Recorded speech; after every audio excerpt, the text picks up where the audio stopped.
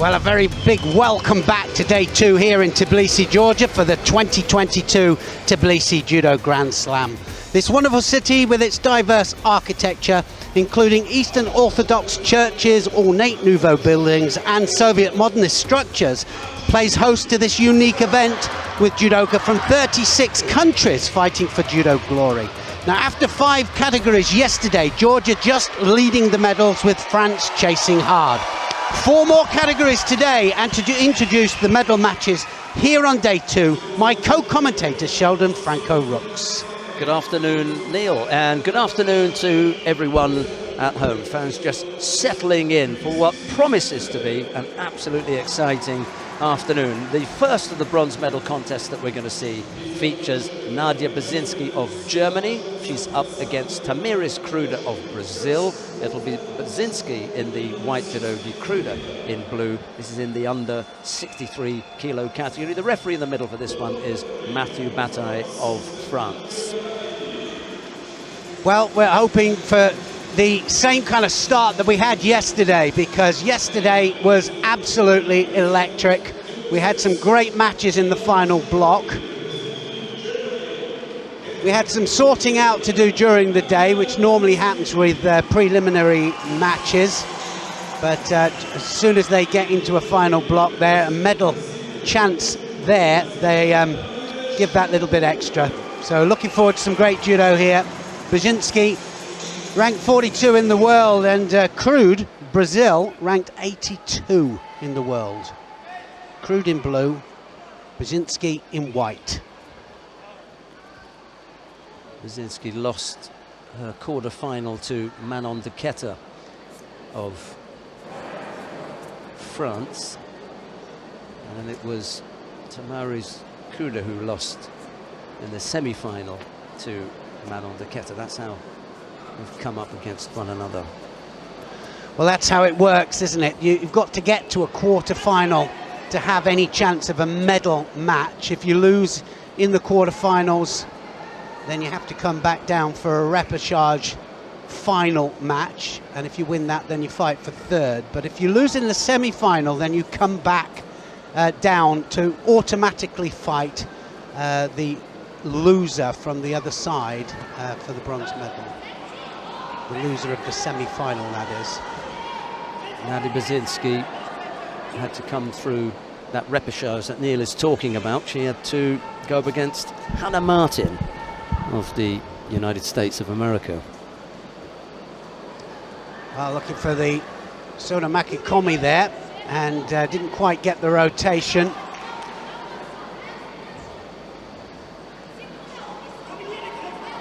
I think all the judoka encouraged to get 2 hands on and control with the sleeve hand and the lapel hand, but so many different variations of control hand. You know, the right hand or the big hand that comes over the back here.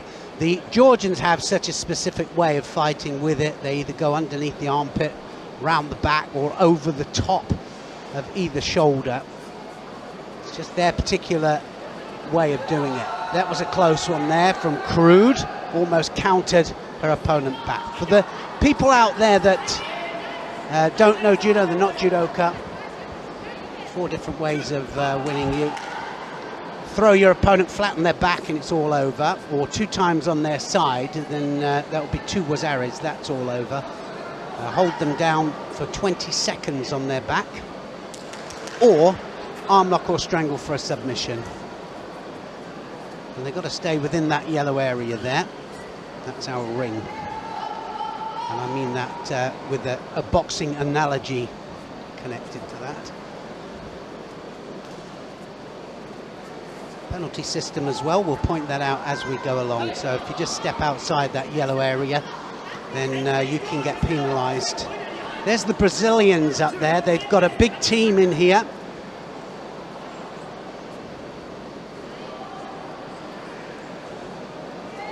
And they put a lot of people out, so we're just coming up to 2 years prior to the Olympic Games. That's come round quick, I know, but that's because the last Olympics was late, wasn't it? It's a year late. So not too long to wait. And qualification starts 2 years prior to the Olympic Games, and people accumulate world ranking points to get their world ranking up so that they can get a seeding at the Olympics or for the Olympics. Just got backed up there for a moment, Bazinsky, but did what you've been saying so often, turned away from that, from the edge of the competition area. Yeah, I mean, if they step outside or just walk outside, they will get a shido. 3 shido penalties. Then you can see that little yellow dot there indicates a shido, and Crude has got 2 already. 1 more and it's all over. It is now. It's all over. Crude catches up with Osoda Gary, and it was a beautiful technique. Bazinsky wrapped herself around the leg there and left herself open. Another medal for Brazil.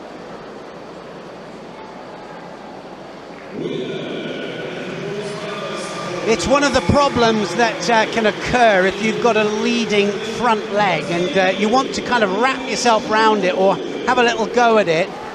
It's almost like sticking your chin out waiting for somebody to have a go at it, from a boxing analogy again. But she wrapped herself around the leg. We'll have a look in the highlights there and try and explain what happened.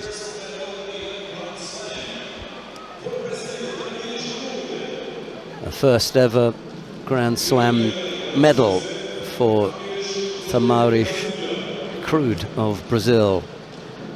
Look how she attacked it there. She reached across, overstretched there, Bazinsky. Really went for it and actually got caught with the same technique. And so that happens a lot as well, is you'll get caught with your own particular technique, your favorite technique. Beautifully taken there by Crude, and as Sheldon said, world ranking there kind of says it all, really. World rank 82, but that will go up because she'll get valuable world ranking points. And of course they can work to get you a high world ranking to go into the next event, so that's what happens. Happy days for Tamaris Crude. All that hard work has paid off. A long trip over to Georgia. Right, we come now to the second of the bronze medal contests in the under 63 kilo category. Vandenberg of the Netherlands goes up against Manon de Kata of France. It'll be Vandenberg in the white judogi, de Kata in blue. The referee in the middle for this one is Roberta Chioglia of Italy.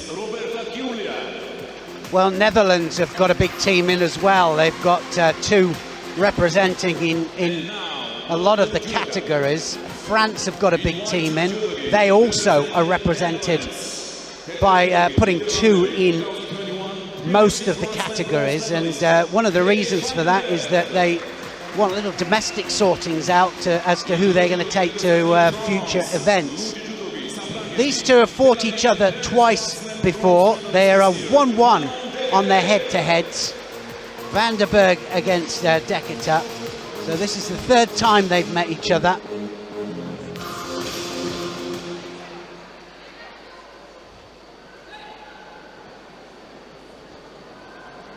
Vanderberg in white for the Netherlands.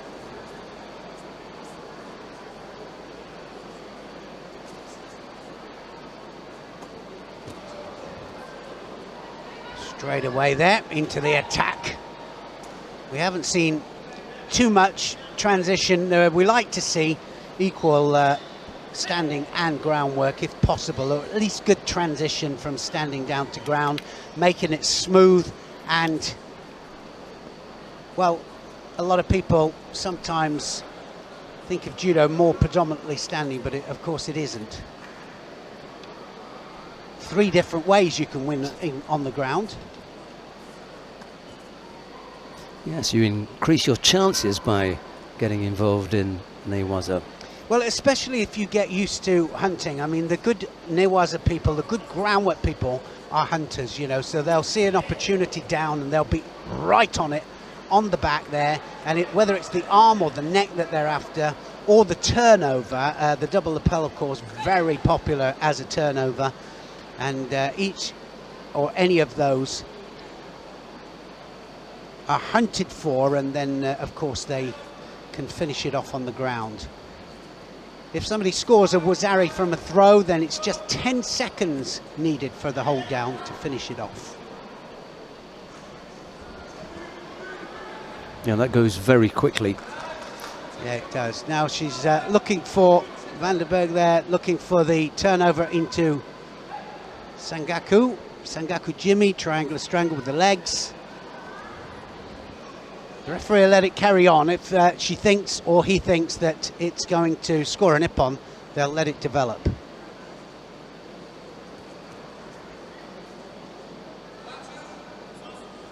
Tall and leggy for the weight category, Vandenberg.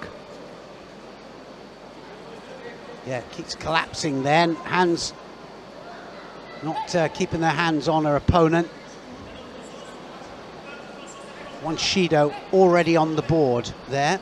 You can get a Shido for several things, not attacking at the right pace, being defensive, snapping grips off without a positive outcome, and stepping outside of the area. There are a few other ways as well.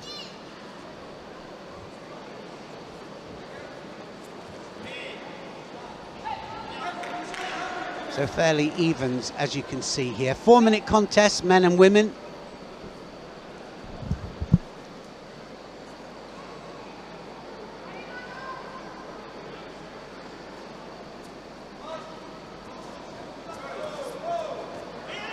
Well, that didn't have any direction there, and she was close to touching the legs as well, Dexter.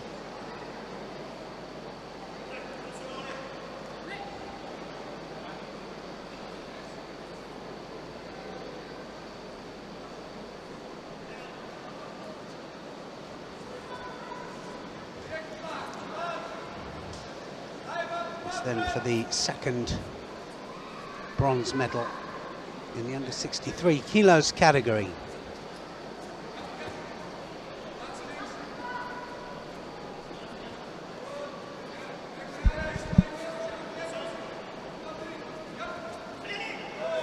Well, that would be a Shido, I think, just for dropping. There was no rotation, no hands.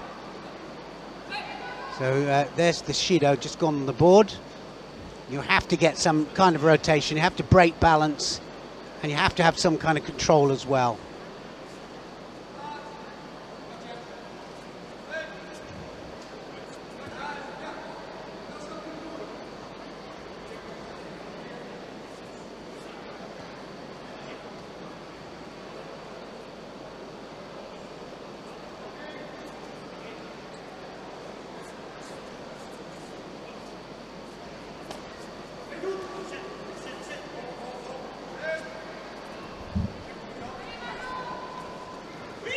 Oh, that's a nice one. Nice change of direction there with the ashiwaza, and look at that. Young fans all looking, really enjoying the spectacle here in Tbilisi. Wonderful to see. Getting them in there early. Yeah, absolutely. Well, they do, don't they? You know, it's... Get a feel for it. Right, yeah. Golden score. 2 penalties picked up by Sheka Vandenberg. She's the one who is at a disadvantage going into the golden score period, having picked up 2 penalties. A third will put her out. Kata has just got the 1. There's the hoover that we were talking about there. There's no chance of scoring now with that. Any kind of Sakeshi movement has got to be above ground. It's got to be rotated. You've got to be able to give it a name. You can't just shove their heads into the mat and then start turning them for a score. Actually, I've got to say, it's nice that we don't see that anymore. We haven't seen it, have we? Last few competitions, it's stopped. Never liked it. No, nor me. Yeah, never liked it. Some of the French team and great Lucy Discourse there, just to the left. Now then, that's different. Oh. That is totally different. Now that's a different kind of movement, and she really used her hand there. You can put a name tag on it. It was good tewaza, good hand movement and control, and she put her flat on her back. Manon de Kata of France it is who comes out on top in that golden score contest ahead of vanderberg of the Netherlands. So a medal for the French on day 2. Yeah, the French chasing hard really with the medals, chasing Georgia hard, but Georgia have 2 really good gold medal chances today. Now look at that. That was real direction there. Used the hands to great effect there, didn't she? She knew exactly where she had to be there, and the rotation was up above the mat. You could also say there was a little bit of the left leg. If you look at Manon de Kata's left leg, just goes behind here, just to help out. Yes, it does, doesn't it? It looks almost like a Kosodo movement there. Everything was in the right order. Great changes of direction from both. And she knew it had gone, didn't she, as soon as she landed. Look at that right hand.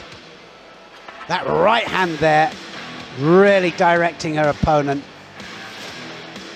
Flat on her back for the Ippon. Bronze medal for Manon de Kata, and a 5th place finish for vanderberg. Well, that brings us to the final of the under 63 kilo category. Caitlin Quadras of Brazil goes up against Inbal Shamesh of Israel. It'll be Quadras in the white judogi, Shamesh in blue. And the referee in the middle for this one is Lubomir Peter of Australia. It's interesting, isn't it, that Quadras, absolute favourite. She was #1 seed coming into this tournament, and she comes in at number 6 in the world. And Shamesh, well, they fought once before, and Shamesh is was the winner on that one occasion. And she's got a lower world ranking, but don't look at that, because Quadras knows about that loss, believe me. So Israel with a chance of a gold medal here. One of the most experienced fighters on the circuit, Caitlin Quadras. You can go all the way back to 2011 when she won her first Grand Slam. That's quite a while ago, and that doesn't even get to where she came from, because you can go back as far as 2008 in Beijing when she was a bronze medalist at the Olympic Games in the weight category below at under 57 kilos. So she has been around a long time. Isn't that amazing at that level as well, you know, at this level, and still there at the moment and still winning major medals? Yeah, they're not a lot of athletes with that kind of longevity. Success. Yeah, and it is, isn't it? It's, I mean, to keep it going for that long, and now she's looking for the shimmy waza. She might have this. That might be on, because Shamesh was really slow there, and if that goes on, if she can get the leverage, just manage to duck her head out, and she breathes again, literally. Just to clarify what I was talking about, it was a 5th place finish, I beg your pardon, 5th place finish back in 2011 when she competed at the Grand Slam in Rio. She didn't win her first Grand Prix on the IJF circuit until 2013, which is still quite a long time ago. It's 9 years, isn't it? It's amazing. Well, she was almost, that was almost an early bath there. Now being backed up to the edge here, she needs to be careful, needs to get her foot in.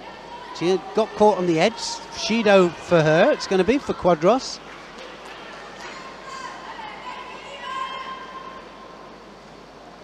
And for me, they're kind of, and you could see there, it wasn't even, Shamesh wasn't putting that much pressure on. It was just a guide towards the edge. And now Quadras has a Shido against her. And there, almost going out again. Part of the movement this time, so she won't be penalised, but she really needs to make sure that she stays inside.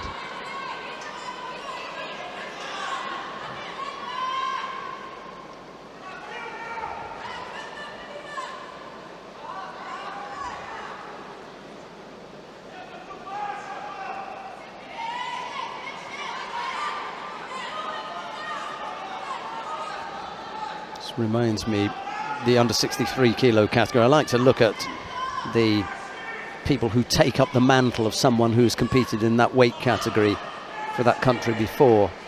And at under 63 kilos, it was Yardin Jerby, remember? Well, Jerby, do I remember? Just world champion, and look at the fantastic matches she had with Agbed Nanu, and that was back and forth, wasn't it? And now Agbed Nanu has another adversary that she's been having a battle with. But yeah, she's a brilliant judoka.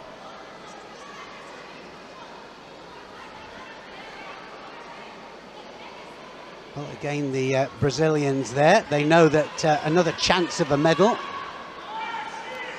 Shido apiece now. Shamesh has got one as well.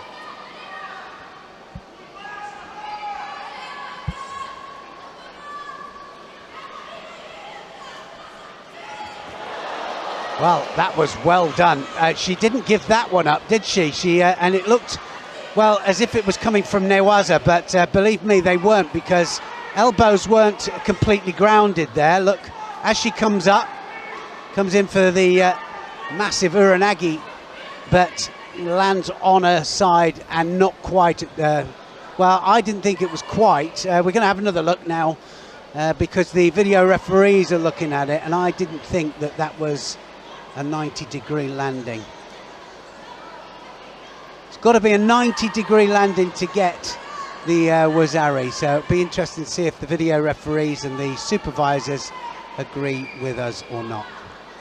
Now remember, it used to be the elbow out. If the elbow was out, it didn't count. It's not so important now, as long as you get the landing with the side. In that case, it's a really fine line then, isn't it? Yeah, very fine line, very fine line. Yep. They're going to give it. Yeah. So Shamesh takes a lead inside the last minute then. So a lot of work here for Quadras to do.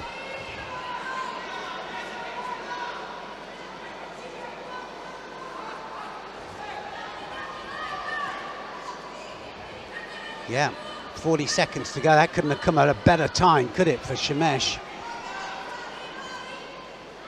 But she's defending now, and she will be get a quick penalty for that because she literally is head down and full on defence. She'll take another penalty. Yep, she will do. At 17 seconds, it's not long enough, is it? No.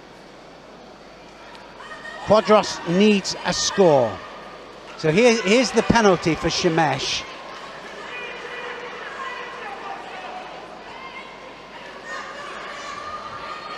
Could have done with coming a little bit earlier there for Quadras. So this is the waste, another couple of seconds and it's all over. Shamesh then wins gold for Israel. And like you said earlier, Sheldon, president of the Israeli Judo Federation, my dear friend Moshe Ponti, is up in the stands there. He'll be so happy about that. Yeah, you pick your tournaments, come to the ones where you think there is a good chance that you'll do well. There are others that you have to go to, a few that you can just pick out. Well, she's chosen well here.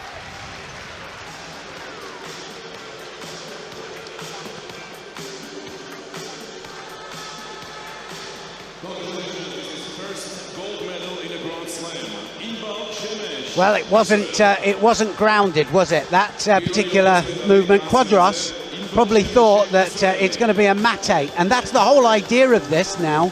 There was one arm on the ground, one arm still up in the air. Look at that. That's not both elbows grounded, and that means it's still on. And especially as they start to come up there, and Quadras just led straight into that, started to stand up, and then we had the score. Great stuff. First Grand Slam gold medal, that's for sure, for Shamesh.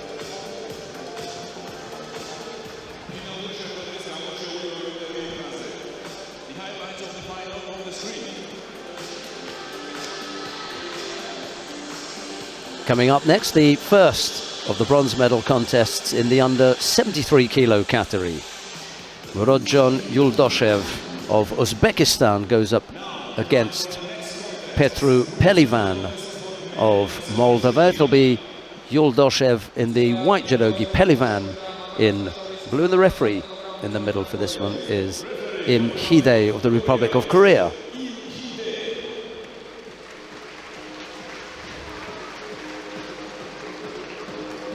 Yuldoev in white here, and out he comes.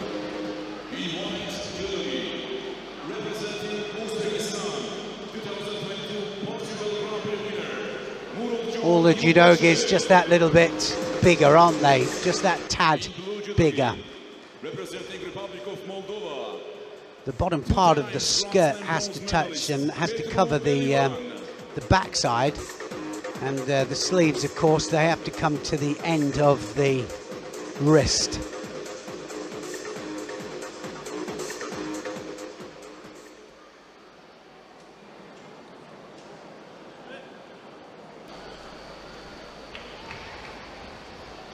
Bronze medal fight, first one then. After these three matches, we will have our first medal ceremony for the ladies under 63 kilos category. He's tall for the weight category, isn't he, Pelivan? Yeah, he does, like you said, he's not as physically imposing as some of the guys in the 73 kilos category, but he looks very, very awkward. Benjamin Axus is fairly similar. He's got that kind of long and rangy shape. Yeah, it's a good word, isn't it? Rangy. They're rangy, and they're, you know, the long reach. I'm glad you said that.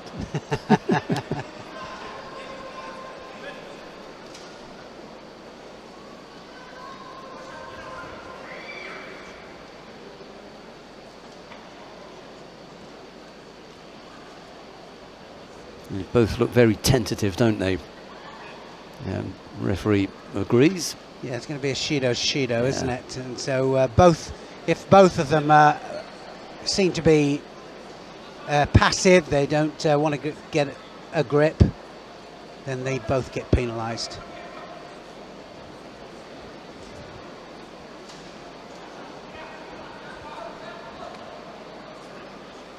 It's an odd thing that when the penalties are given out, if both athletes get penalised, I suspect that there's a feeling, oh, well, it's okay, they've got one and I've got one. However, if the next time round only you get one, all of a sudden you realise, and now That's Yuldoev... exactly what's happened, isn't it? Yuldoev there just got one immediately afterwards. And now he's down two. Yeah, so it does. I mean, each one is so important. Yeah, next time he's out. Trying to be inventive there. Really difficult one to bring off. I can't remember who it was that I saw throwing with that. I'll tell you who it was. It represented Georgia and represented Mongolia, sorry. And you were looking at a picture of him earlier. Oh, Said Molai. Said Molai, yeah. yes. That's right. who it was. He's going to Azerbaijan now. Yes. Trying to find a suitable place for him, I think. A very difficult set of circumstances. We won't go into it too much. I think those people who watch a lot of judo will know the background to that, but let's hope he settles anyway. Inside the second half of the contest here, minute 45 left to go. 2 penalties picked up by Yuldoev. Yeah, he can't afford another mistake here. Not on the edge or with the kumakata with the grips. Both now are in the same position here. And Pelivan exactly the same, so they've got to go for it. Let's hope that this spurs them off. If it doesn't, then they're going to lose anyway.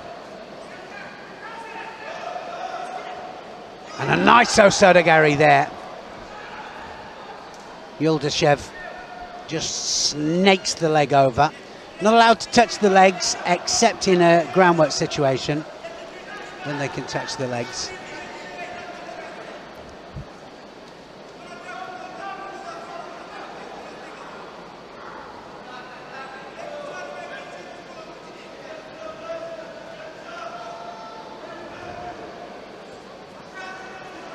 Now they're starting to go to work. Here he goes. Pelivan hooks the ouchi in.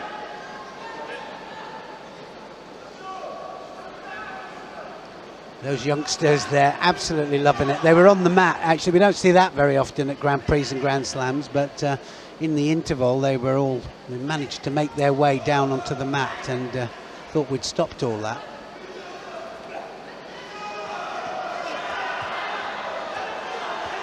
Oh, now then, that's going to be, that might be. It won't be because of the second stab that he had, because if they hit, there's two different movements, it won't score, but they'll have a look, I think, at that landing.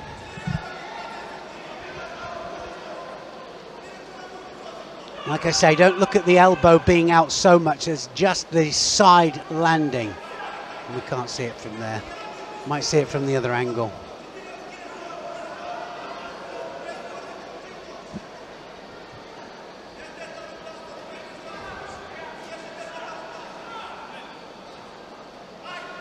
So no score given.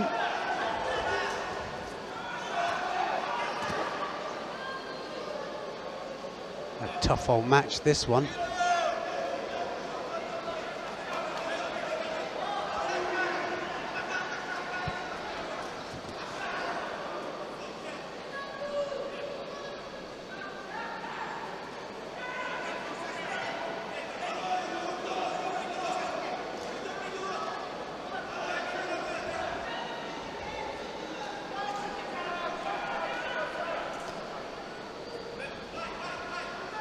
Well, it's not been the most attractive of contests, I'm afraid. 4 penalties picked up by the two athletes, and we, into the last few seconds of regulation time, could do with a score here to finish this off before we get pulled into golden score. Yeah, just about getting away with those. He needs to sit down. Well, he won't have to worry, because his athlete's about to get penalised. He won't have to be sitting down for much longer. All over, and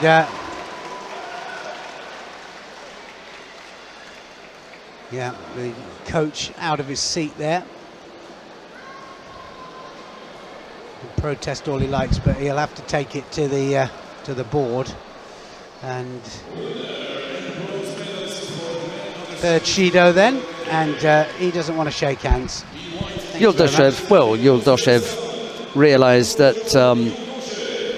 his opponent was slightly upset, and he thought, well, I better just leave him to deal with that himself. I'm going to deal with the win.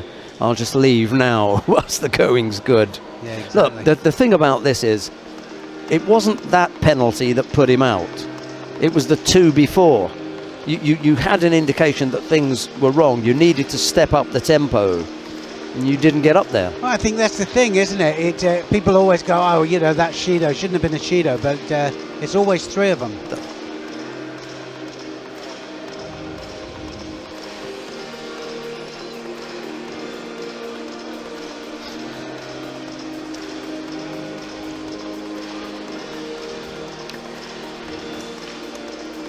Well, we come now to the second of the bronze medal contests in the under 73 kilo category. Manuel Lombardo of Italy goes up against Georgi Terashvili of Georgia. It's Lombardo in the white judogi, Terashvili in blue, and the referee in the middle for this one is Elizabeth Gonzalez of Mexico.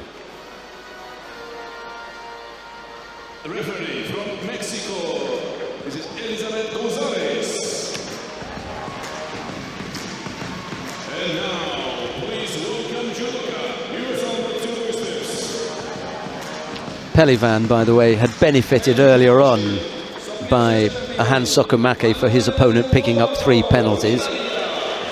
Thereafter, he collected 3, 4, 6 himself.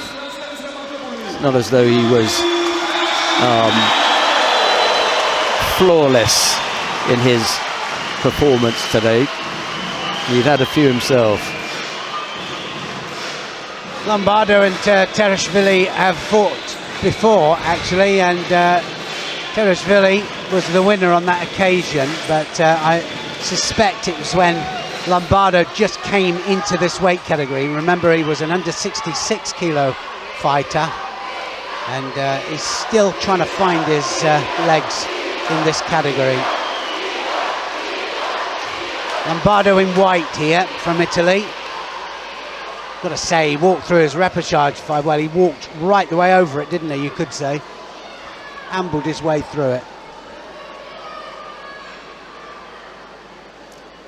Yeah, they fought in the final of the Antalya Grand Slam earlier in the year, Neil, when terashvili defeated him.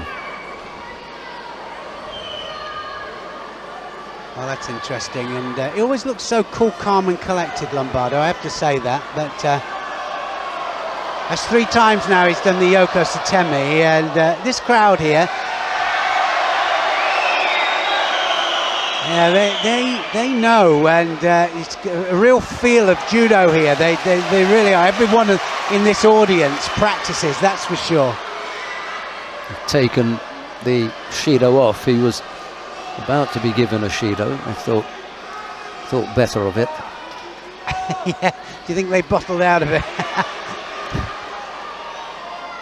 No, all right, we won't.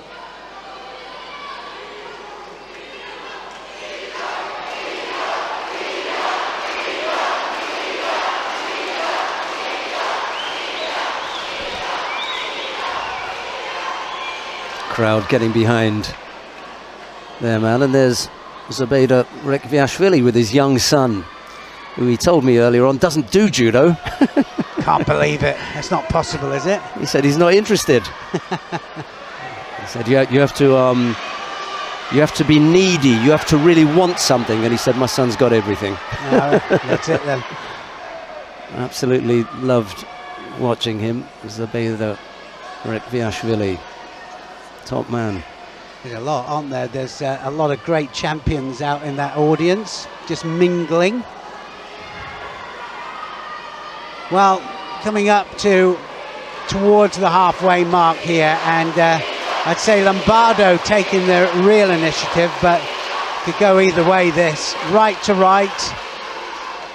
Remember though that Lombardo can go both ways, and that wasn't far off either. Yeah, almost unique entry into makikomi. I mean, imagine how many makikomis you've seen, and to say that one was a unique entry. Oh, absolutely. I mean, but the Georgians have that knack of doing techniques differently. Now, I wouldn't do that if I was Lombardo. Lombardo's starting to grab hold around the waist and start to pick up with a Georgian, and it's not the best thing to do. I mean, they come from a wrestling background, and a lot of them, that's what they do. So they like close contact, and I would stay a little bit distant. I think that's getting a little bit lame now, that Yoko Satemi. Yoko Toshi's going to get penalised, is he? No, he gets away with it. It did look poor, that one, I'm afraid, from Lombardo. He wouldn't have been surprised if he'd picked up a penalty for a false attack. That time too far away to drag his opponent with that makikomi. Well, how awkward does Terashvili look? Really awkward. And he literally can't get to grips with him, can he, Lombardo?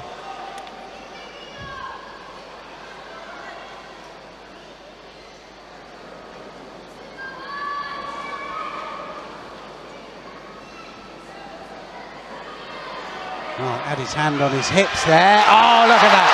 That's got to be a score. Wow. Ippon given. Lombardo said that he had something to do with it. Well, I want to see it back in slow motion. They've just been a little bit tentative there, but definitely Lombardo landed flat on his back. Let's have a look how that developed. Lombardo went around the waist, and did he change the direction for it? Everybody says that yes, it's Ippon. So it was the complete change of direction, I think, that did it with that.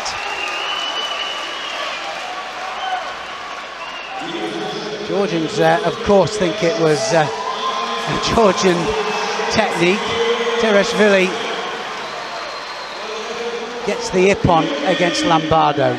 We'll get to see it again anyway, and we know what we're looking for, and it can be that a little bit easier to pick out, I think. I think what we've got to look out for, here it is the control. And Terashvili went over the back there. Lombardo definitely went round the waist in order to do something, but it was a complete rotation there from Terashvili. Terashvili put him onto his back. Now, yes, and then it's look too at the late. arms. Oh yeah, it was the head as well. If you think of it this way, head determines direction. Where he looked is definitely where Lombardo landed. It's not like he was looking in the opposite direction there. And anything that came after was after Lombardo had landed on his back. Well, how did you get on your back? Yeah. You know, exactly. what you do afterwards, it's too late. It's how you got on your back. And Terashvili put him there. He took over what Lombardo wanted to do. Right, we come now to the final of the under 73 kilo category. Shavdatuashvili of Georgia goes up against Yoshi Ken of Japan. It will be Shavdatuashvili in the white judogi, or Yoshi in blue, and the referee in the middle for this one is Cosmin Cristia of Romania.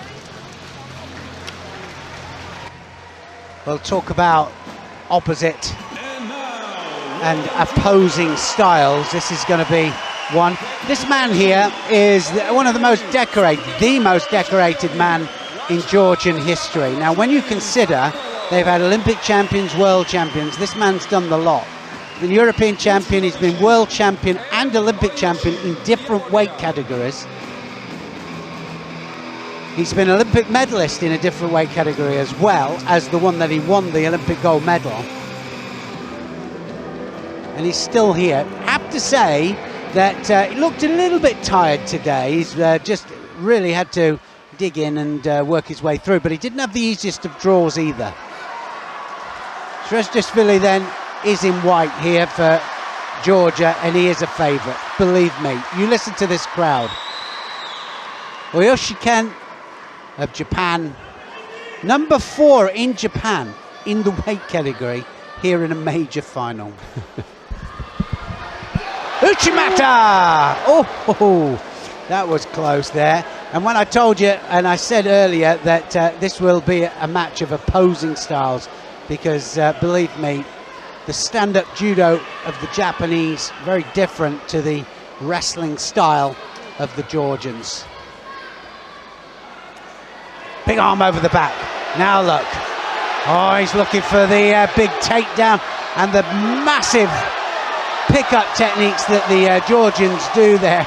And I've got to say that Yoshi there, a little bit of a panic.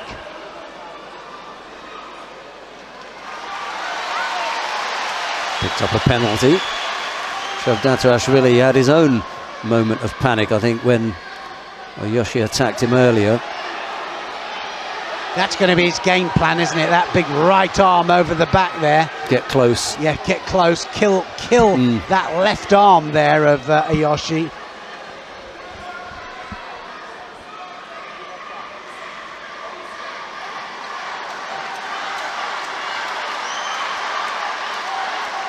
Four weight categories today. We had 5 on the first day. We've got 5 tomorrow to finish it all off.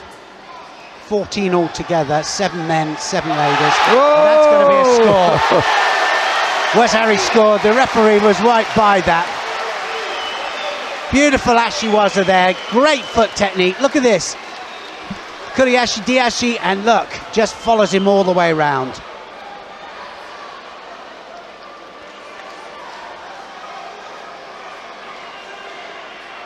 Well, this is the best he's fought all day, I've got to say.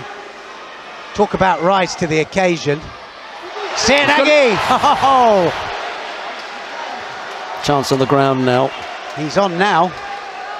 Use up some of the clock. Plenty of time left, but stopped early. Didn't look as though he was absolutely certain what he was going to do, and you have to be so on. The referee has to be absolutely confident that you are busy, progressive, you know what you're doing, and you're not just trying to do exactly what I said, which was burn time off the clock. Yeah, a little bit too far away for that. That red back patch that Shavdatuashvili is wearing is he is the current world champion. Gold back patch is current Olympic champion.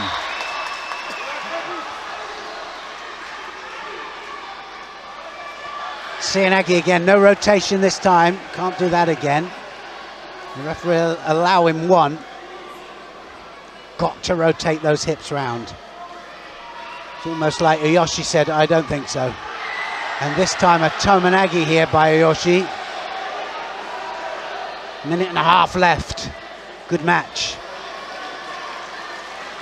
If Shavdatuashvili is going to start closing up shop now, he's going to have to find a way of burning more of the clock when they get onto the ground, because it really is just 2 or 3 seconds and then mate's called. He's not convincing the referee that he's definitely getting involved in newaza. Just break that off. Yeah. Yeah, it's a little bit defensive, and you were right. It's too long, actually. Better to be proactive rather than reactive. Looking for the ashiwaza again. Thinks I'll have another go at that. Yoshi now chasing him along the edge. Possibility of a second one.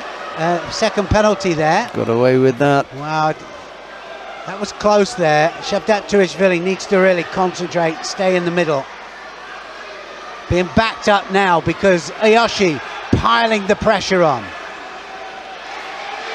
Right, into the last 50 seconds. He's got to be able to take it from here. He's got one penalty that we don't like to say, but we often refer to as he can burn that one shido between now and the end of the contest. 50 seconds left to go. Yoshi comes forward to chase. And that could be a problem as well, because it means that, of course, Shavdatuashvili can rotate underneath. Now he needs to be wasting those valuable seconds. And this is what we're talking about here with the transition.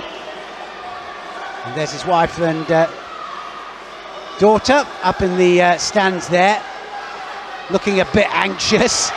Ooh, another Seoinage. Not the greatest. Breathing heavily now, 25 seconds, can't lose it from here. One engagement on the ground, and you can close this out. Great Harborelli there, just stuck in the crowd. Blue suit, white shirt, no tie, just in case you needed him to be picked out for you. He was the one with presence, without a doubt. Yeah. 14 seconds! And he knows it's gone there, doesn't he, Yoshi? Yeah. Now he just needs to block out. 10 seconds, he gets a second penalty. That's the penalty you were talking about there, Sheldon, that he can burn. Needs to get his head up. Yoshi has not fought this very well, to be honest. In a minute 49. Oh, he's got him. He's got it back. Now then. 3 seconds left there. Look at that. Oh my God. And his wife looks up to think, well, has he lost it? He hasn't lost it yet, but it means that he's got to carry on. And he's out on his feet here. And the reason I was saying that he hasn't fought it very well is he hasn't come up with any really big attacks. Yokogaki of all techniques, and catches him there, doesn't he? And then there it was. A really big, determined attack that says, you know, I'm losing here. I have to do something. That hadn't happened in a minute 49, and then right on the death, he pulls that out. Doesn't that go to show that it's never over until it's over? And it could be gone. Last 3 seconds there, just needed to block out. But easier said than done. Credit to Yoshi. Yoshi's still in it. And he dug himself out of a really deep pit there. Yeah, it looked like he'd given it up, but he didn't. Oh! There it is. Oh, great deashvili there.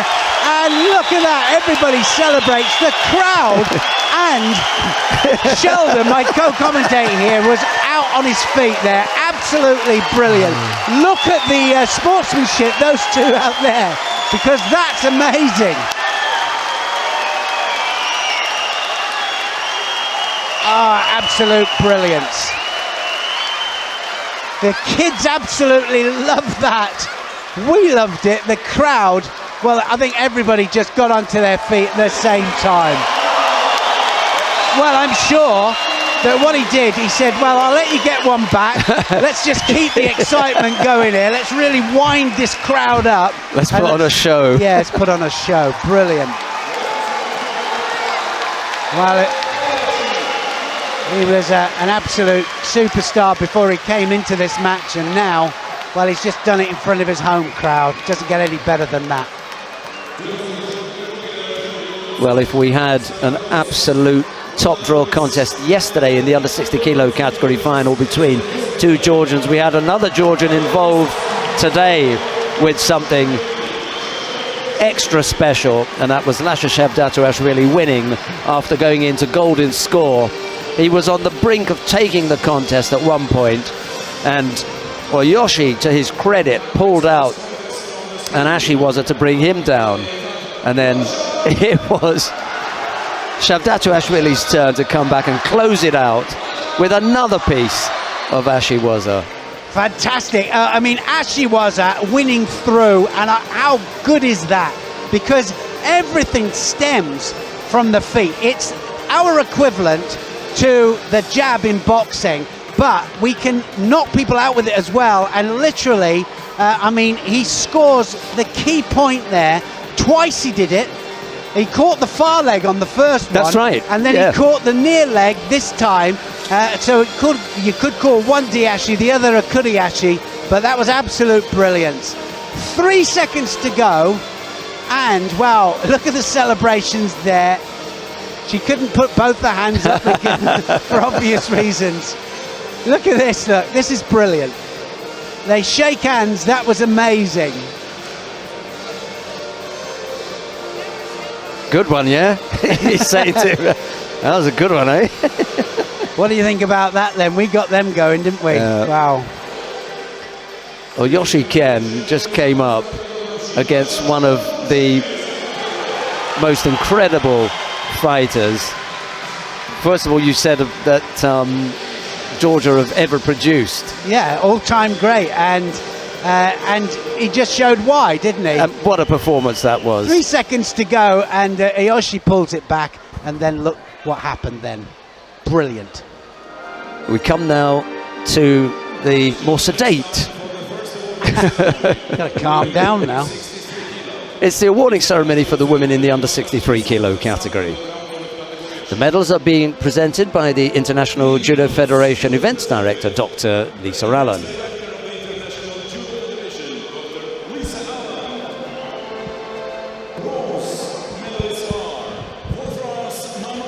The first of the bronze medals goes to Manon de Kata of France. There's a bronze medal also for Tamires Cruda of Brazil. Silver medal goes to Caitlin Quadras of Brazil. But the gold medal goes to Inbal Shamesh of Israel. Wow, what a win for her against such an experienced lady there, Caitlin Quadras. Quadras been there over a decade, well over a decade, at the very top. But credit to Shamesh there. Great execution, and just at the right time, wasn't it, to win gold for Israel.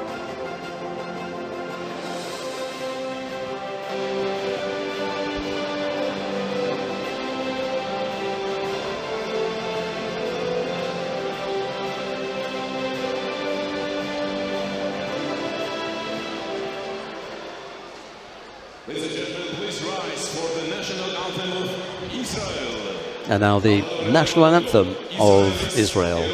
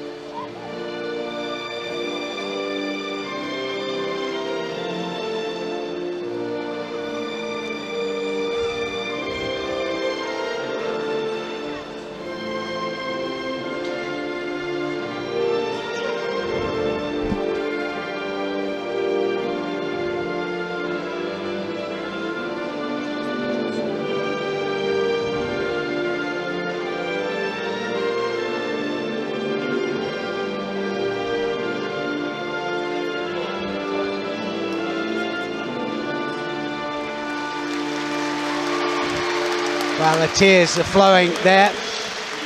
First Grand Slam gold medal for her, and now they all do that family picture. Lisa looks well, doesn't she? Look, all bright and very proud. Yeah.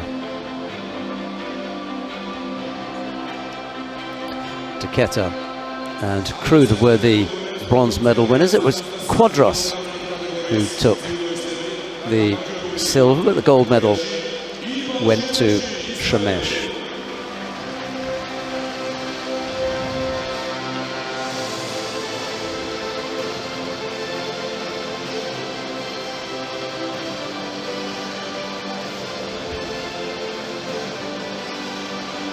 Right, coming up next, the first of the bronze medal contests in the under 70 kilo category. Cecilia Bettoms of Italy goes up against Sarah Melberg of Germany. It'll be Bettoms in the white judogi, Melberg in blue, and the referee in the middle for this one is Gostini Balázs of Hungary. Here's Neil. Well, of course, when qualifications starts, countries start to send their fighters out to pick up world ranking points, to get their world ranking up. And as you can see here, Bettoms here of Italy, 140 she's ranked. So quite often what they'll do, they'll come through the juniors or cadets into juniors, then into seniors. So they don't have a world ranking. And Melberg of Germany is world ranked 100. But of course that'll all change after this, because they'll get big points for a medal here. And I think points as well for a 5th place. Yes, indeed. 7th also. 7, 5, 3, 2 and 1. So Bettoms in white and Melberg in blue. Everything to fight for these two. Participation points even. Just having participated. She's got the Sangaku here, and she's going to turn it straight into the hold, is she? Oh, just manages to turn out there, Bettoms. Good turn. Gone again for it. And she's got the arm this time. Can she apply it? The referee will let it carry on. Started inside, that's why he's let it carry on. Yep. And he's got the submission, she's got it. And Bettoms had to submit, and that was a good bit of newaza there from Melberg. Yeah, the Italian had a look at the referee when she stood up, but there wasn't anything that he could do. It began inside the area, and being outside the area doesn't save you from having your arm locked. No, it's a pressure against the elbow that gets the submission. The referee's right there, but if it starts inside, as long as it doesn't go into the advertising or to the scoreboards, the referee let it carry on. So here she's putting pressure on there with the hips onto the arm. Look at the right arm there for the submission, and then it's all over. But Tomps had to tap. Well worked on the ground. This is from a different angle here. But Tomps will submit as soon as the pressure goes against the elbow.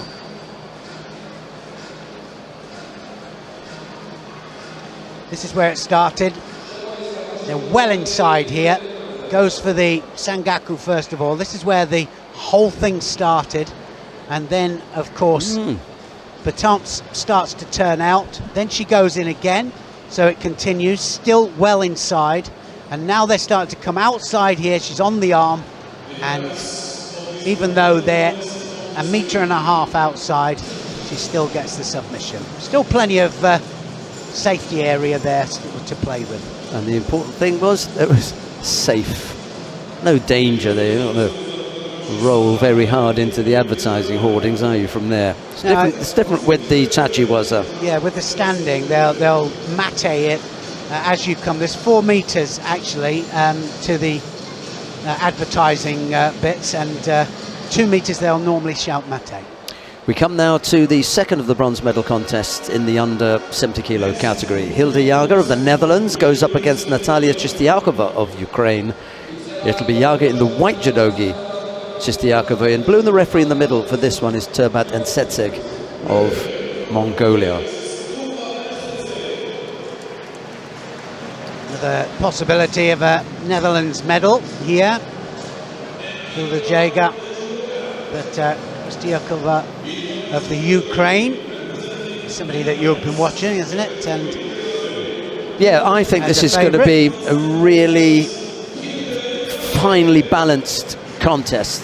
Neither of these two athletes are yet established in the weight category. They're both looking to make a mark. That's going to happen over a longer period of time than the few months that they've been competing at international level. So it's a good matchup for this bronze medal. Tell me they didn't just walk out there. Chistiakova in blue here. Going to get away with that because they were both moving, I think. But it's funny how certain athletes sometimes tend to drift towards the edge. Look at that, she's got the leg there, actually, Jager, and she'll get a Shido for that. I think that was the game still in play, but maybe I need to see the build-up to that. Chistiakova is still attacking in Newaza, still going for the strangle. This might be over. Yeah, she's had to tap. It is. That was a good bit of groundwork there, it really was. Referee did very well there. I thought that she probably deserved a Shido, and I'm talking about Jager, for grabbing the leg too early. Blocking. But the referee let it carry on, and that was great bit of referee. Because it ended up with the submission. So, 2 quick ones there in this under 70 kilograms bronze medal matches.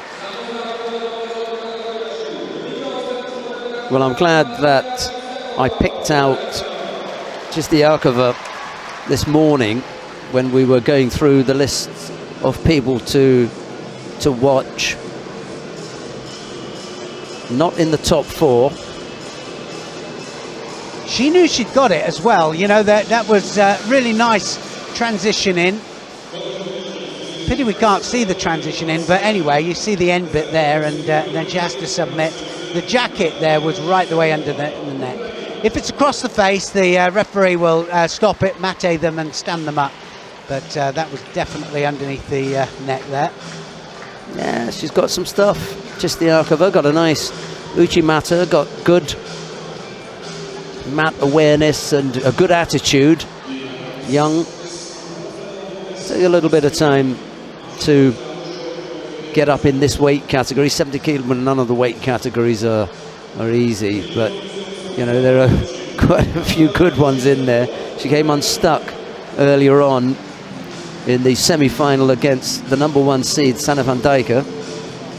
But we come now to the final, where we're going to see Sanne van Dijken of the Netherlands. She goes up against Sonoda.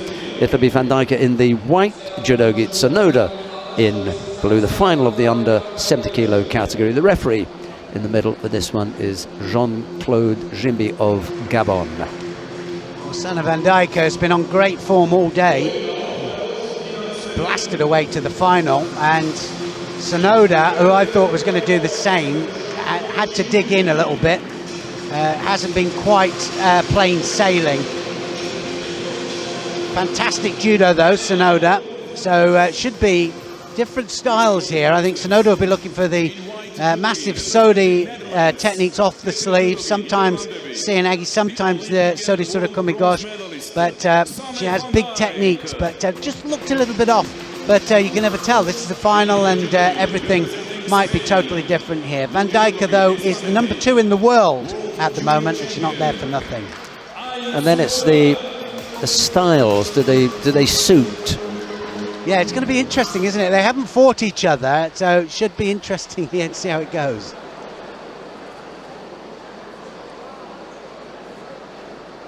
Yeah, Sanne van Dijk, vastly experienced in the weight category. Yeah, Sonoda in blue. I first saw her a year and a half ago, I think, as a cadet. She won the Cadet Worlds, and then she did a couple of Grand Prix, Grand Slams, and now here she is contesting the gold medal. And taking the fight here to Van Dijk. She's going to have to be careful, because this is all going the way of Sonoda at the moment. Yeah, she's got as soon as if she gets that leg out, it'll be all over, I tell you. But Van Dijk holding on to that for her life. I mean, that was quite methodical. Yeah, but I mean, Newa's a good, as I said before, groundwork. You know, people that know what they're going for, they take the steps and they take it one step at a time. Take the leg out. How often have we seen the Japanese do that? The Japanese women's team especially.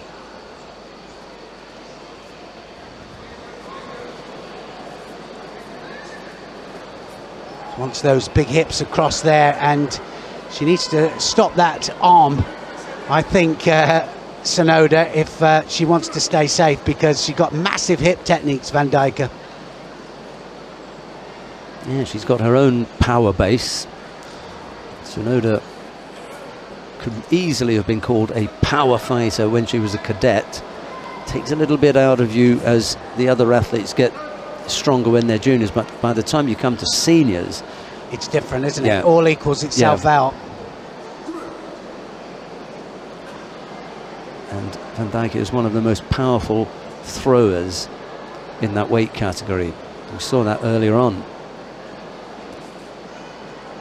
Buried Chistiakova in that semi-final. You get close to the hips. It's going to go Shido in a minute if they don't get it on.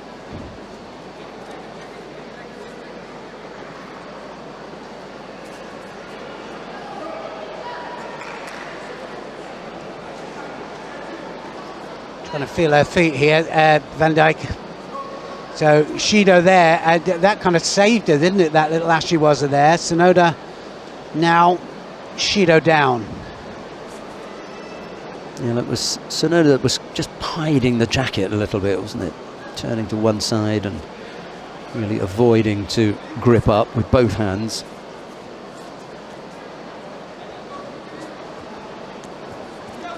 Nice seoinage, very low.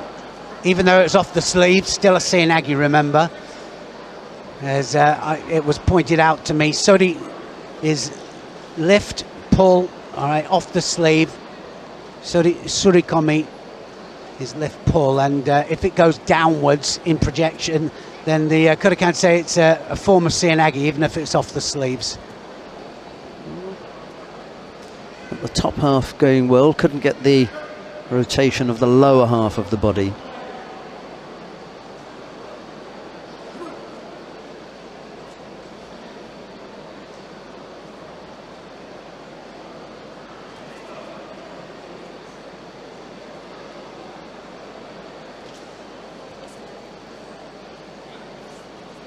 And again, onto the sleeve there for Van Dijk. Well, I'd say that Van Dijk, certainly the one for me, has been the one leading the assault, and Sonoda, it's been just let's try and bring one back. Let's try and catch up.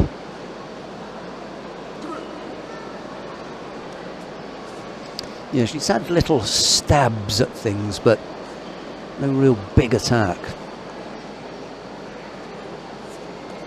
Well, I think Van Dijk's done well, really. She knows that she's got a really good Seoinage. She's killed it dead every time. She's not even let Sonoda rotate through there.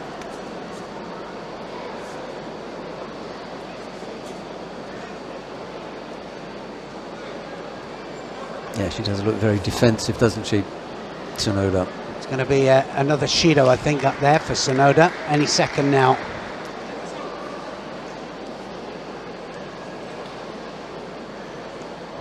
Second one coming up. So now one more and it'll be win by default for Van Dijk.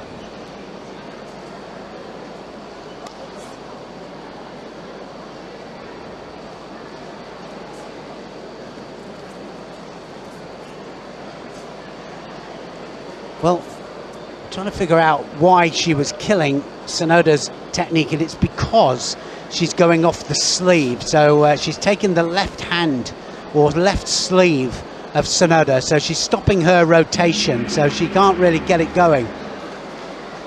Good tactics here from the Dutch lady, Van Dijk.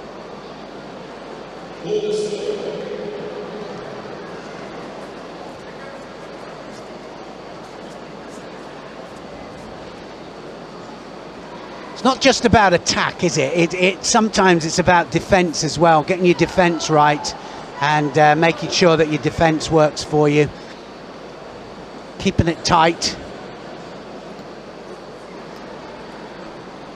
Dutch coach there, he knows exactly what's going down here, doing everything right here. Van Dijk into golden score now.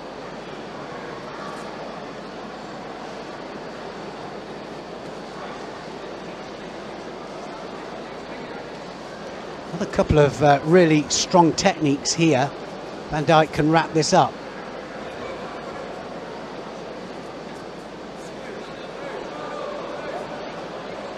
Well, I think she was caught on the edge, you know, and I'm sorry, but same here. Might be it. Should have been able to find a way back in. Yeah, all over. She knew it as well, didn't she? Look at that, she's accepted it. And I think that there wasn't one part of that contest where she didn't feel she was behind. So a good win for Van Dijk. Tactical match, it certainly wasn't pretty judo, that's for sure.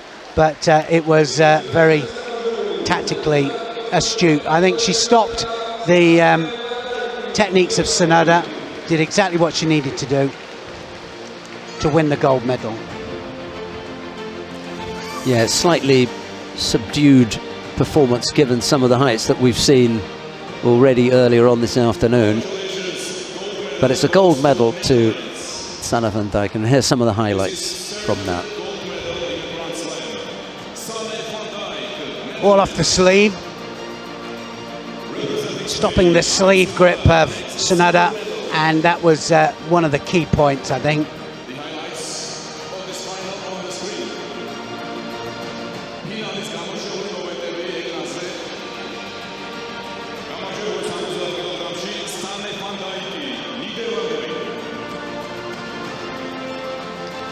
We come now to the awarding ceremony for men in the under 73 kilo category.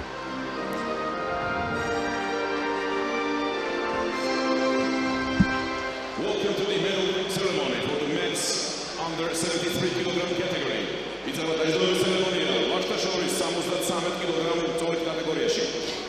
The medals are being presented by the president of the Georgian Judo Federation, Mr. Georgi Atabegashvili.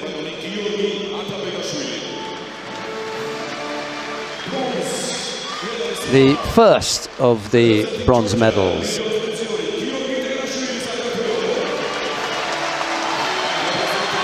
goes to Georgi Terashvili of Georgia. There's a bronze medal also for Murodjon Yuldoev of Uzbekistan. Silver medal goes to Oyoshi Ken of Japan. The gold medal goes to Shavdatuashvili of Georgia.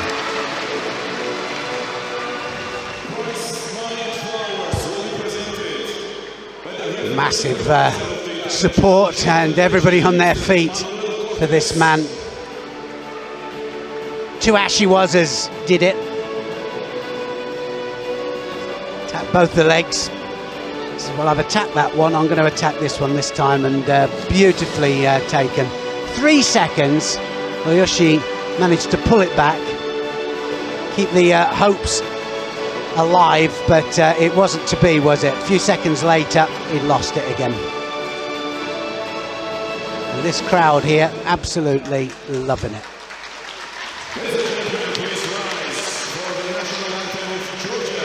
And now the national anthem of Georgia.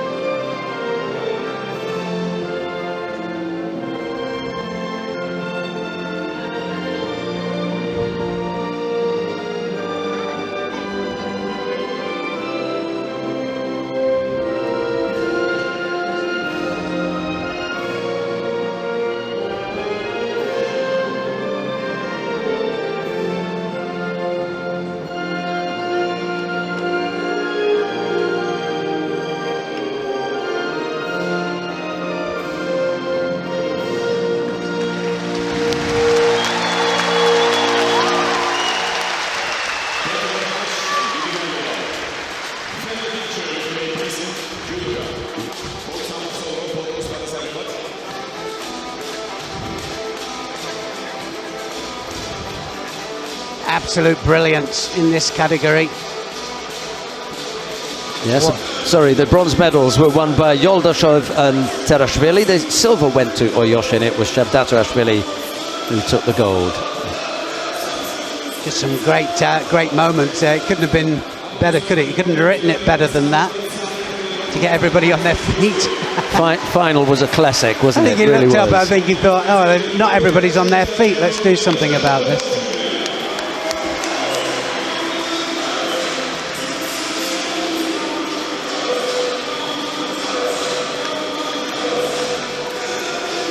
He just looks to be happy on the podium with him.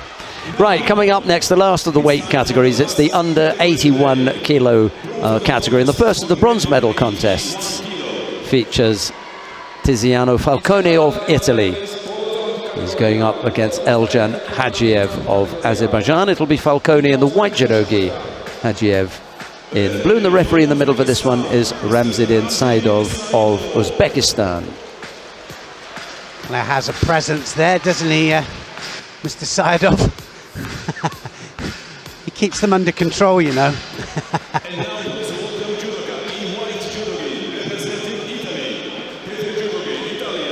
A former great champion himself, of course. Falcone of Italy, new on the international Grand Slam circuit, that's for sure. Haev, one of 2 Azeri fighters fighting for bronzes, so they got 2 chances, 2 medal chances. They're 2 semi-finalists first of all, and now they've got 2 chances for bronze. Falcone in white and Haev in blue.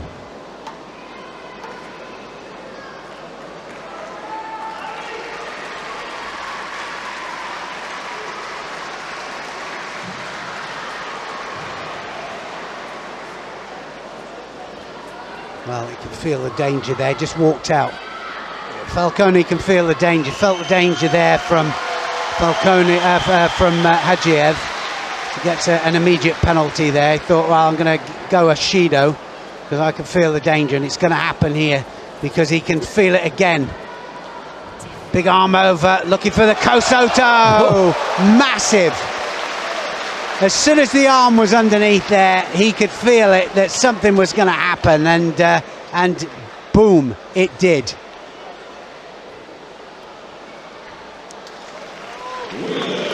Well, that's why he skipped out of the area. First of all, he thought, no, I'm not going to have that. First Azeri medal then, possibility of a second.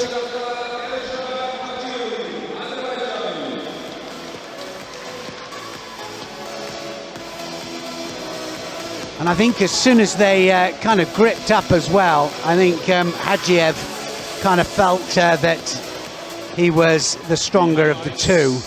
There's the arm over the top here, and he's got his arm round his back there, but it doesn't make any difference because Haev there knew exactly what he wanted to do. Set him up for the Kosoto. He'll hook round first of all, then look at the change of the head. Head goes into the opposite direction there, and it's the hand control, isn't it? Fantastic hand control. One left arm is underneath the armpit there, that right arm on the belt, and he just controls him and steers him. It's like a steering wheel action, isn't it? Steers him right the way over. Massive hips, beautiful technique. Yeah, there's so much we can talk about in this body position, but the final part of it goes right through the body, right down to the foot. He's on one foot when he's completing that, driving off that supporting leg, if you like. All the hard work's already done. Now he's just going to finish off right from the top all the way down. Beautiful position. Absolutely. I mean, head rotation, of course, because the head rotates, the body rotates as well. That means the hips go as well. Brilliant, everything working together. We've got a second bronze medal contest in the under 81 kilo category coming up now. Sharofidin Boltaboyev of Uzbekistan goes up against Zelim Takayev of Azerbaijan. It's Boltaboyev in the white judogi, Takayev in blue, and the referee in the middle for this one is Vitaly Sulima of Ukraine. A long old day for Boltaboyev, isn't it? And look at this man here.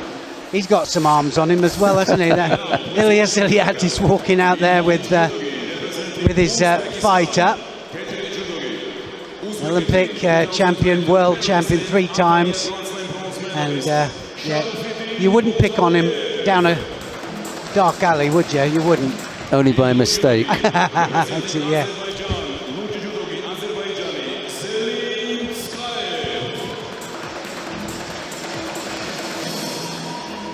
Takayev comes out for Azerbaijan and knows exactly what he's got here with Boltaboyev. Let's hope Boltaboyev can pick it up in this bronze medal match. Yeah, we've said earlier on that he wasn't at his explosive best. He'll need to be pretty good here because Takayev has shown some stuff earlier on.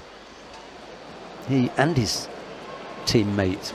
Yeah, they were 2 good ones, eh? They've put them there for a reason. There's both, when they double up, I want to see them either chasing each other, using each other as buffers, really, to get better performances.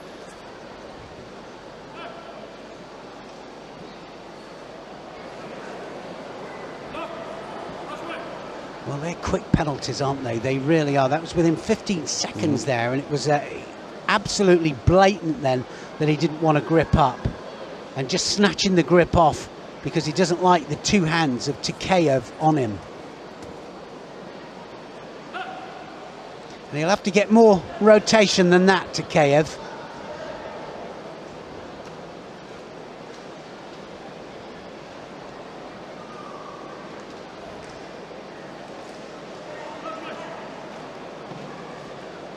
Well, part of the actual contest is when they come together and they grip up, you can feel the danger immediately, and you know which kind of direction it's going to go. But you snatch off a grip because you don't like that, and if you don't use your own grip, then you're in for a penalty. And Takayev doesn't like Boltaboyev's strength. Once two hands go on, so he attacks with a one-handed uchimata there, just felt that he had to do something.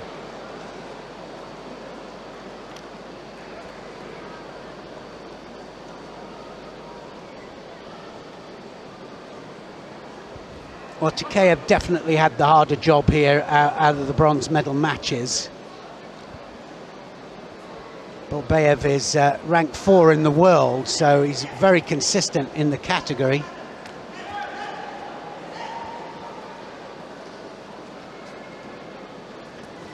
But if ever there was a chance of beating Babv, it would be now. This would be a good time to have a good performance.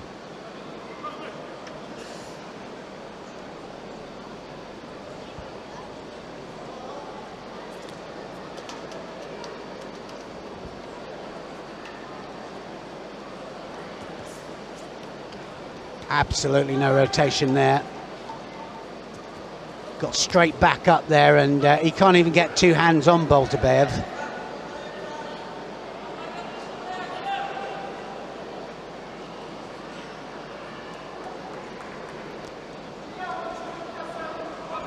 Well, I suspect that what's going to happen here, Babv will get two hands on eventually, and then it's going to be a massive technique here, because definitely Takeyev is avoiding gripping up.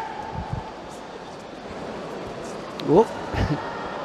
Trying to find a way past. He was, wasn't he?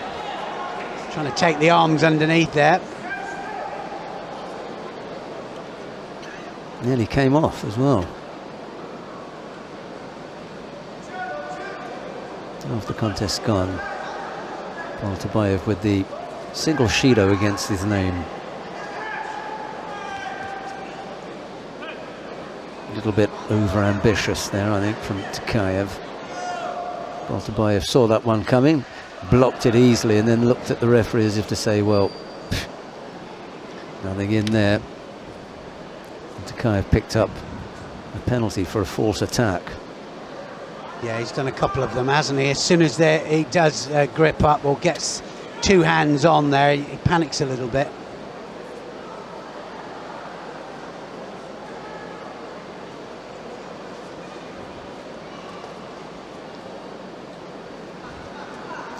Sorry. I was going to say, it's a bit strange, isn't it, that that lackluster performance from Babv. It is a strange one. It's just not gone for him today. It's going to be a Shido piece, I think. Yes. Both athletes off the pace, off the tempo that the referee wants to see. Thought about the sumigashi, and almost as soon as he hit the ground, he was bailing out of it, wasn't he? Yeah, he thought, no, that's not going to work. Get out of here. Inside the last minute. Too far away.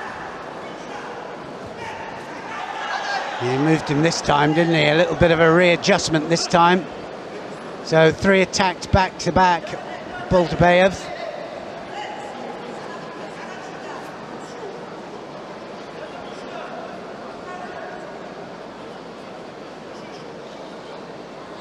I think this is kind of last chance here for Takeyev.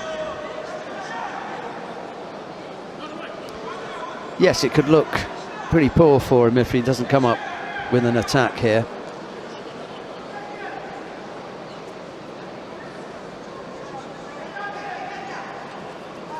Oh, he's dangerous with that, that's for sure.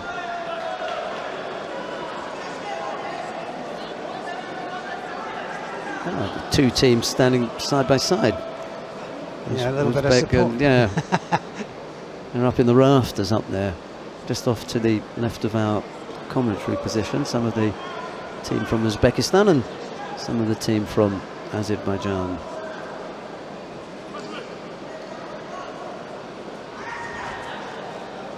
He's tried to con him a couple of times with that arm going inside and then underneath, coming back round.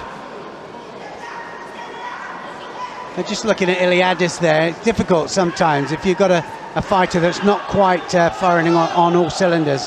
to get them motivated, you know, because you can see that it's down, and it's really then you've got to grind it out for the win. This won't be much longer. 2 more techniques here from Babv, it'll be all over. I think maybe one good strong attack. Problem now is that we've gone into golden score, so it might just give them another couple of seconds. Yeah, just one more attack. So Babv would have to come up with 2 strong attacks and no answer from Takayev, and I think that'll be it. There's one. Oh, that was close. Right the way in though, wasn't he? Right the way through his legs.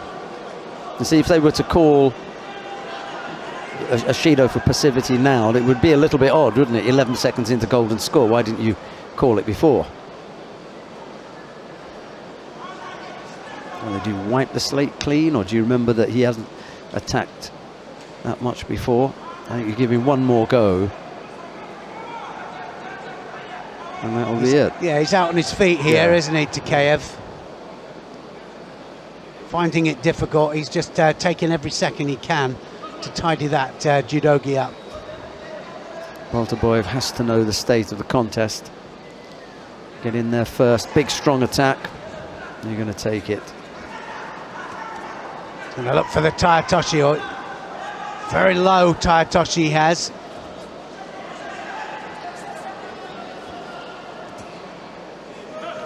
Well, 3 good attacks there from Takayev. He kind of saves it.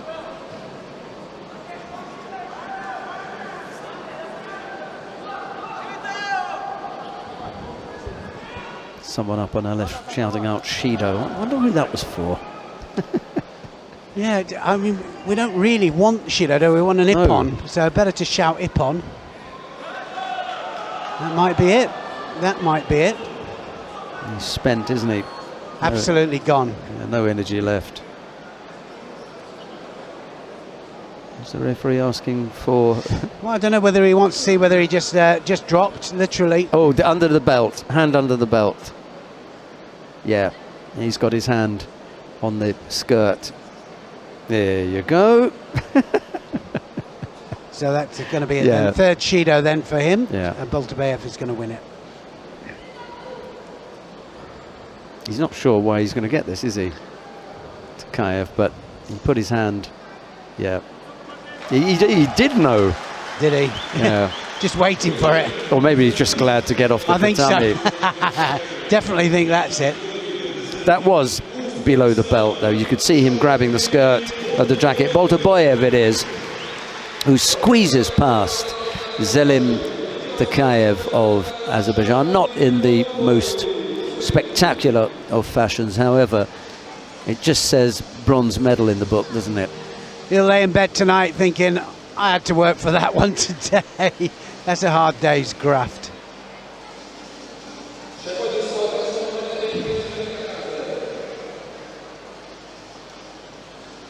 Yeah, a couple of attempts at the sumigeshi there and the yoko toshi. In the end, 3 Shidos, and winning by default there, Babv of Uzbekistan.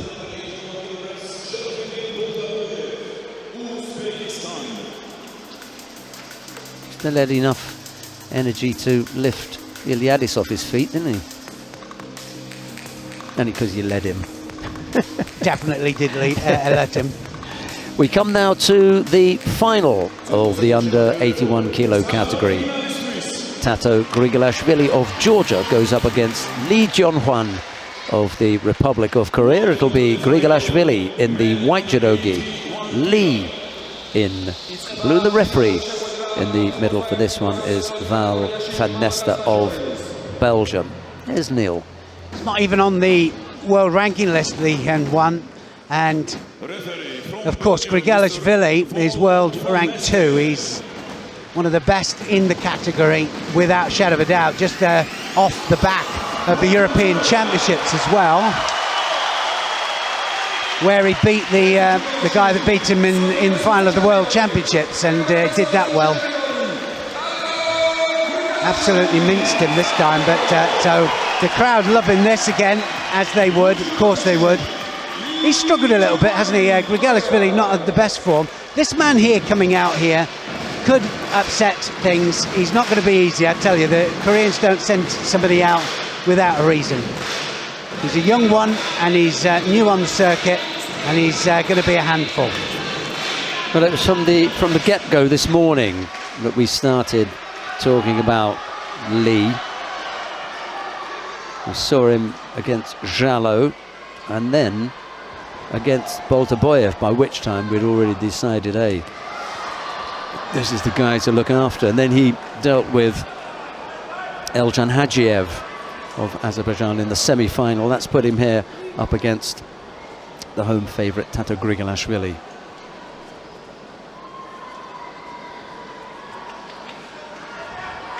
It's going to be strong with the grips, because that's what the Koreans do. They really are strong with the grips, and it's traditional style grips as well. And he has good awareness of the edge, as you see. Yeah, he managed to turn. Yeah, absolutely. Nervous times for the Georgian president, Georgi Atabeashvili. Well, I think what I like about Grigalashvili, he comes from different directions. He really does. He can change from one corner to another and use different techniques to do it as well.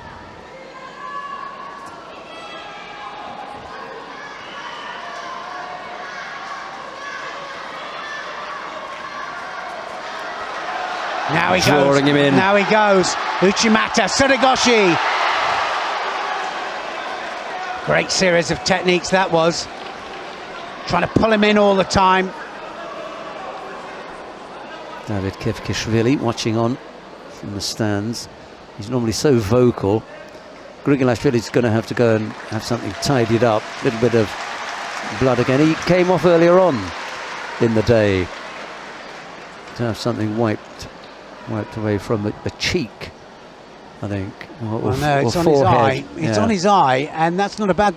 You know, the thing is, he's only allowed 2 times out with the doctor. Second time he comes on, he'll have a massive bandage around the top there, because they'll have to stop it. If he has a third time and something's got to be done, it'll be disqualified. He'll lose the fight, so can't afford that. Let's hope we don't get that. No, it's far. going to be a crying shame if that happens. Searching for a grip. Grigalashvili, Lee getting backed up, tries the Marotta Sernagin, goes off balance almost onto his own back.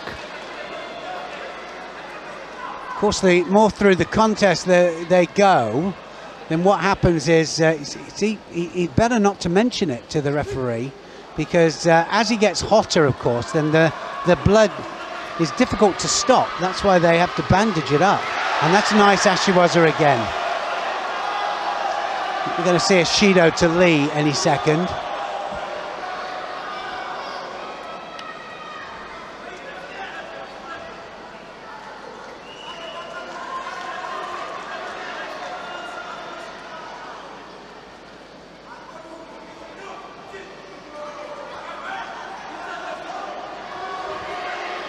Good change of direction this time from Lee.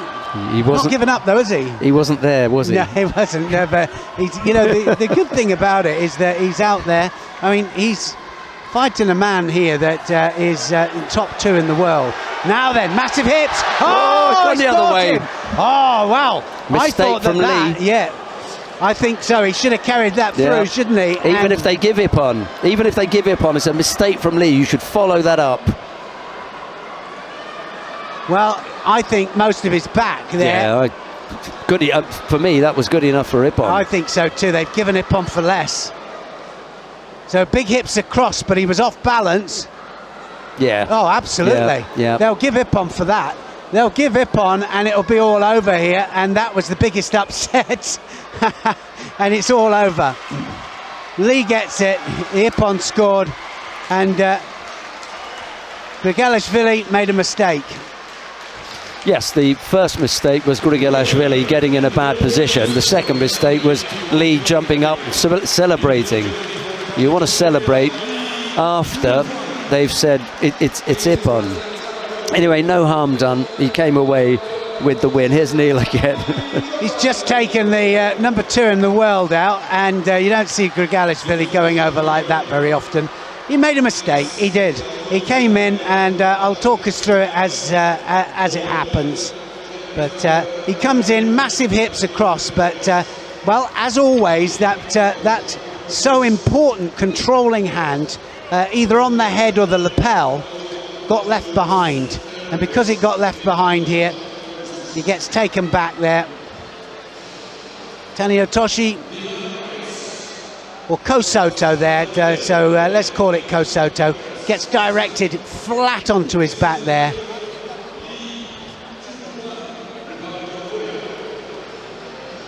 Didn't have a world ranking, he has got one now. And Lee of Korea has upset the absolute apple cart there. The interesting thing is, he didn't really know how to celebrate properly. Brilliant. Where do they get him from? I don't know. Right, we come now to the awarding ceremony for women in the under 70 kilo category. The medals are being presented by the Education and Coaching Director of the International Judo Federation, Mr. Mohammed Marija.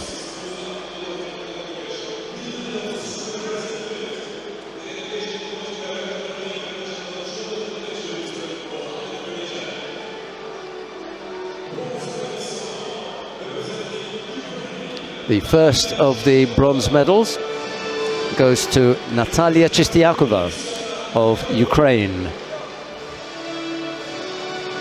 Big smile there. There's a bronze medal also for Sarah Machelberg of Germany. Silver medal goes to Sonoda of Spain. But the gold medal goes to Sanne van Dijk of the Netherlands.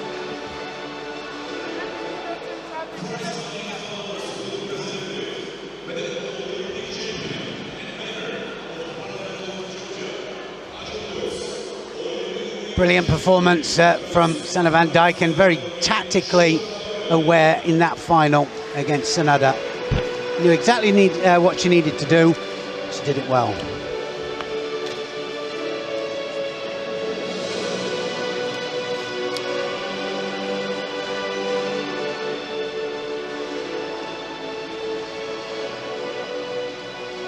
Shota Arborelli, the Olympic champion and member of parliament here in Georgia, was presenting the checks and the floral tributes. And now the national anthem of the Netherlands.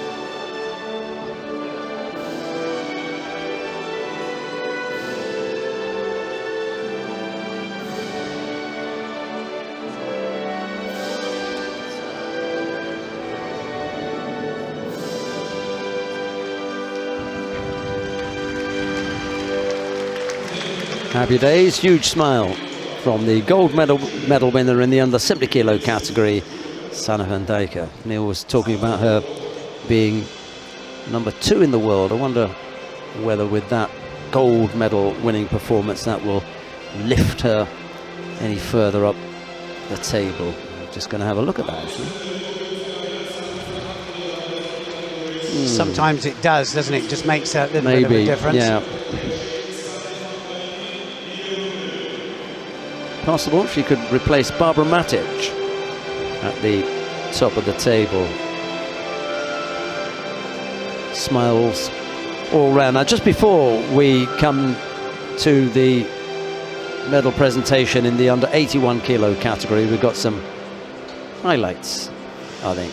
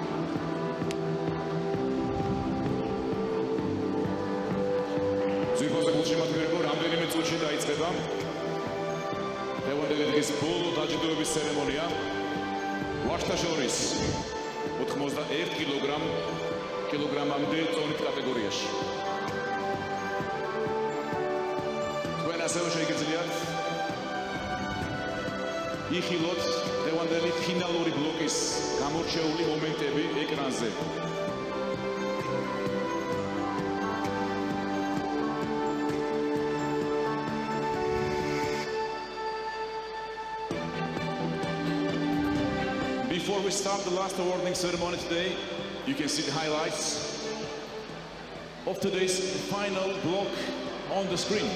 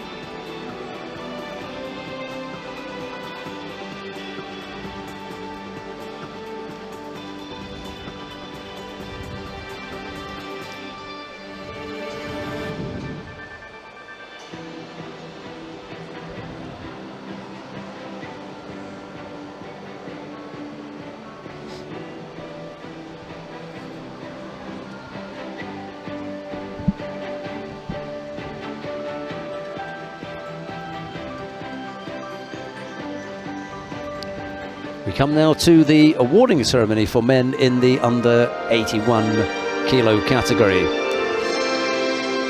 The medals are being presented by Mr. Florin Daniel Lascaux, the head refereeing director of the International Judo Federation. The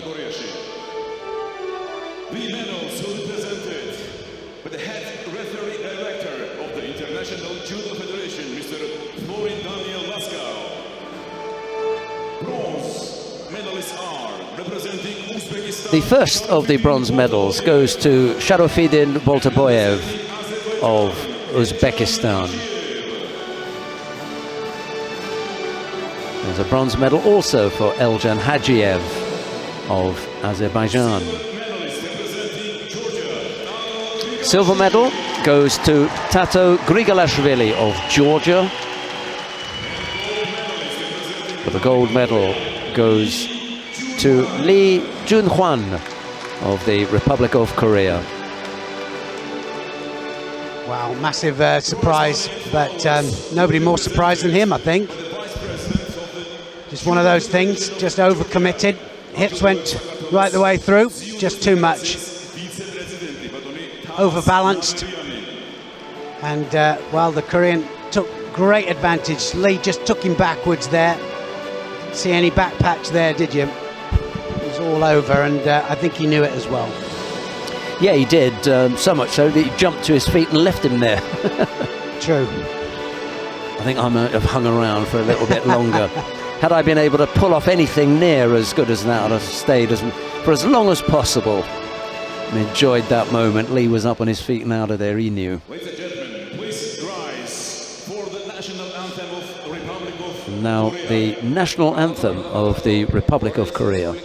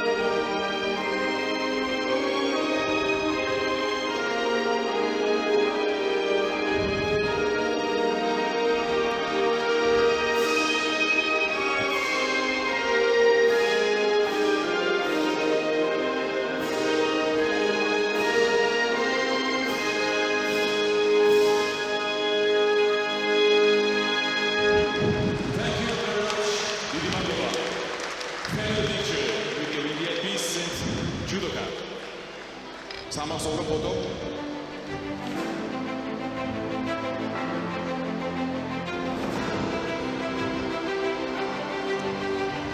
the winning quartet. It was Boltaboyev and Haev who took the bronze medals. Galashvilly took the silver, and it was Lee who came away with the gold medal. What can you say about that? Well, we said that it can always change in the second day. 5 categories yesterday, 4 today. And, well, Georgia were the leading after the first day of competitions, and now they're leading after the second day here. 2 golds, 3 silvers, 3 bronzes, and that's an amazing amount of medals. Republic of Korea, 2 gold medals, they move into second place. France are third, they've got 1 gold medal there, 3 bronzes. Netherlands are now in 4th place with a gold and 3 fifth places. Moldova, Israel and Kosovo are next with all gold medals, and Spain there with a silver and a bronze. Brazil, silver, 2 bronzes. Japan, silver and 2 bronzes. And Germany with silver and a bronze. Hungary with a silver. And then, of course, the bronze medals there. Azerbaijan with 2. Uzbekistan with 2. Ukraine with 1. And Austria with 1. Some amazing performances. A little bit lackluster for some of the great athletes here, but they worked their way through in the end. We've got 5 categories still to come tomorrow, and well, 5 of the light heavies and heavyweight categories, so everything can change, and it probably will. From Sheldon and I, it's goodbye for now, and we'll see you for more action tomorrow.